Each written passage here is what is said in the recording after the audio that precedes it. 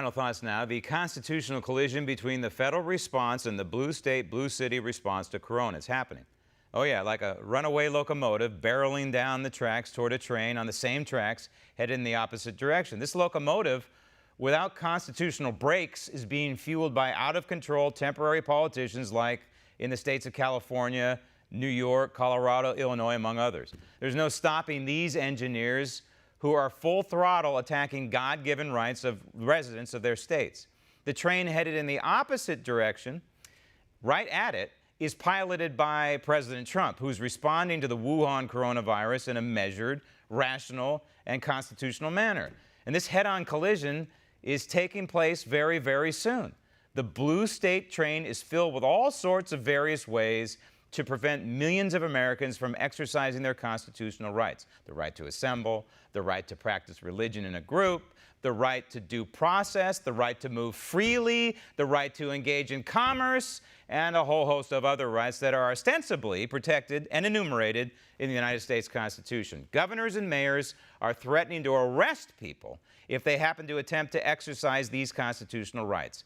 Governors and mayors are ordering people to place themselves under house arrest or face government's consequences. Governors and mayors who are deciding unilaterally which businesses are to remain open and which are to be shuttered, many of which will not survive this government-mandated closure. This is the 815 Express whose destination is tyranny, and it's on a collision course with the train we call the Constitution, whose destination is liberty.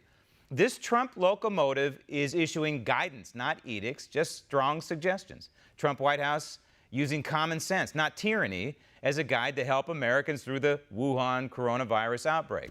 These are guidelines like social distancing and avoiding unnecessary travel, not going to nursing homes for the time being. The federal response to the Wuhan coronavirus addresses restaurants. However, instead of ordering businesses to shut down by government edict, Trump White House offers common sense solutions like using drive-through or pickup or delivery options. There's no federal government mandate that brings our once robust economy to a grinding halt. For example, the guideline is if you can work at home, great.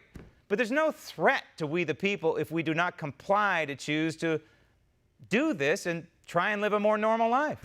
So this is the collision which is unfolding right now because the numbers have stabilized, peaked, and become much more predictable. The Trump White House guidance is basically this: get back to work.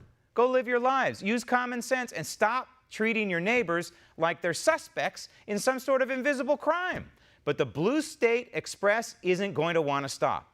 However, the Trump train has the right-of-way. It has this thing called the Supremacy Clause and the Commerce Clause in the Constitution. And the president must cite them and use them to protect Americans who happen to live in blue states. In the end, though, the American people have a choice of hopping aboard this bullet train to liberty or staying aboard a tyrannical locomotive that is destined to crash. Want to see more videos like this? Click on the link below and subscribe to One American News on YouTube, and call your cable provider and kindly demand that One American News is added to your lineup. Call and subscribe today.